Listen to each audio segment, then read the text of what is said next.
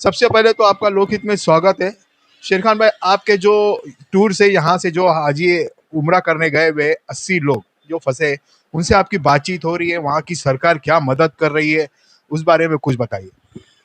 जी, अस्सलाम वालेकुम। लोकहित चैनल में आप सबका इस्तकबाल है। लोकहित चैनल के माध्यम से मैं मैसेज देना चाहता हूँ कि लोग गए थे, उनकी 28 तारीख की फ़्लाइट की टिकट थी इंडिगो के ज़रिए, और इंडिगो की फ़्लाइट जो है वो अचानक जो है लोग बाहर आते हैं, एयरपोर्ट पे जाने की तैयारी करते हैं।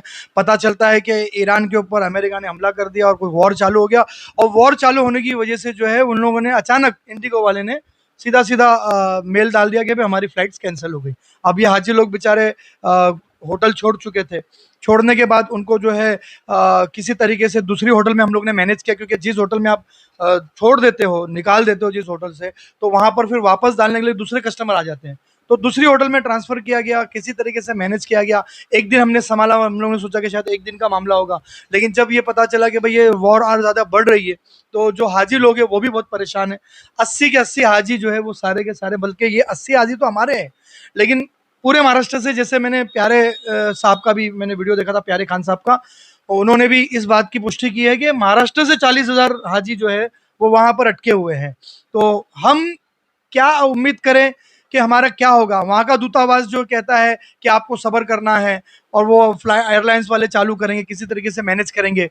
जब हम बल्दिया के पास जाते हैं, बल्दिया कहते हैं सऊदी गवर्नमेंट, तो वो हमें सही मालूमात नहीं देते, लैंग्वेज की वजह से जो इंग्लिश जानता है उसी को खाली एंटरटेन करते हैं, बाकी लोगों को भगा देते हैं। अब हिंदी जानने वाले लोग जाएँगे तो वो क्या करेंगे? 4 आदमी जाएँगे तो उनको जो है वो गेट से ही जो है वो फ़ौरन वहाँ से हकाल दिया जाता है। अब ये समझने की बात है कि भई हम करें तो क्या करें? जैसे कि आप जब अपने हाजियों को जब भेजते हो यहाँ से, तो आप उनका इंश्योरेंस वगैरह करवाते हो, तो वो इंश्योरेंस का जो सऊदी से आपका, और आप सऊदी एयरलाइंस और आपका जो इंश्योरेंस होता है, उस पे वो इंश्योरेंस वाले कुछ क्लेम नहीं कर रहे, उनका कुछ हेल्प नहीं कर रहे? जब हम लोग वीज़ा अप्लाई करते हैं ना शफीक भाई, ऐसा है कि वीज़ा अप्लाई करने के बाद हमें एक क्लॉज आता है कि भाई इतना पैसा वीज़ा का है, इतना पैसा इंश्योरेंस का है।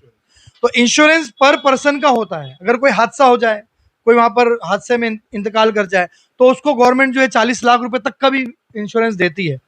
लेकिन लोगों को मालूमात नहीं है कि आपको, अगर आपने वीज़ा निकाला है और आपकी फ्लाइट इस वजह से कैंसिल हो रही है, जो आज दौर चल रहा है कि हमारी मर्जी से नहीं, एयरलाइंस की वजह से, या इस तरीके की कैलामिटी हो जाती है कि वॉर जोन हो गया है, वॉर चालू हो गया और आपकी फ्लाइट कैंसिल हो रही है, तो अब ये सऊदी हुकूमत की जिम्मेदारी है कि वो उनको, और सऊदी हुकूमत क्या करती है, अगर उनके दूतावास से बात करो तो आप अपने एजेंट से बात करो। अरे एजेंट कमाता है 1000, 1500, 2000 एक आदमी से, अब उसको 4-4 लाख रुपए कहां से लाके देगा वो रोज का?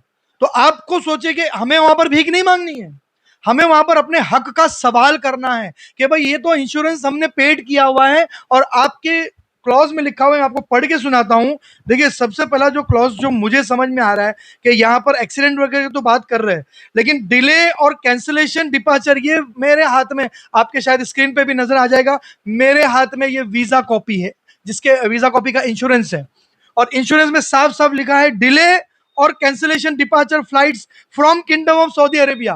किंगडम ऑफ सऊदी अरेबिया में हमारी इंडिगो आई, या एयर इंडिया आई, या आकाश आई, कोई भी आई, कोई भी फ्लाइट आ जाए, वो अगर कैंसिल कर रही है किसी वजह से, उसकी वजह, टेक्निकल वजह, कुछ भी हो रहा है, कैंसिलेशन हो रहा है या डिले भी हो रहा है, तो डिले के भी पर आर के पैसे देने हैं उनको, पर आर के बाद पर डे के पैसे देने हैं उनको। और अगर अल्लाह ना करे कैंसिलेशन पूरी हो जाती है और हाजी को वापस आना पड़ता है, तो एक बड़ी अमाउंट जो है वो रियाल के जरिए जो है वो गवर्नमेंट को देना है, हाजियों को, सऊदी गवर्नमेंट को देना है। किंगडम ऑफ सऊदी लिखा है, क्योंकि हम इंश्योरेंस किसको भर रहे हैं?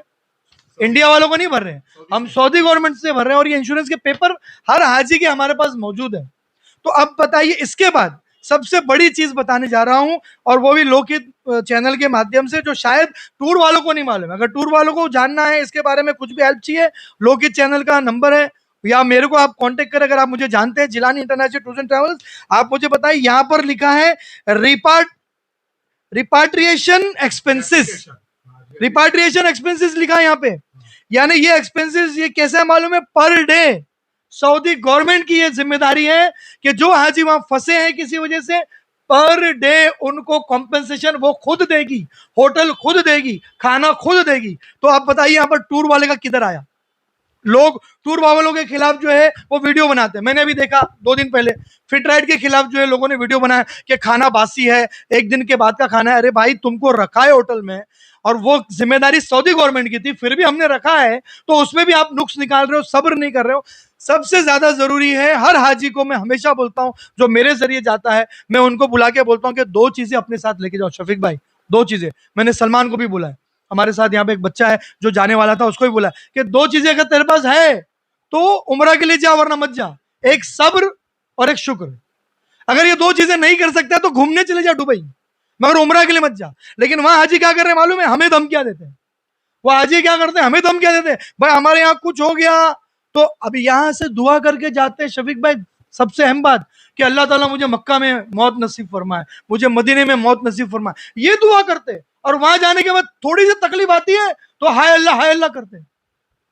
बताइए कि किस तरीके के निजाम हम चला रहे हैं, क्या शरीयत पे अमल कर रहे हैं, क्या दिन पे। ये तो दीन का सफर है ना, ये तो अल्लाह रसूल के बारगाह में जाने का सफर है ना, इसको तो आपको अल्लाह पे छोड़ना चाहिए ना। अब अमेरिका ने अगर ईरान पे हमला किया तो वो हमारी जिम्मेदारी थी, हमारे बोलने पे किया है।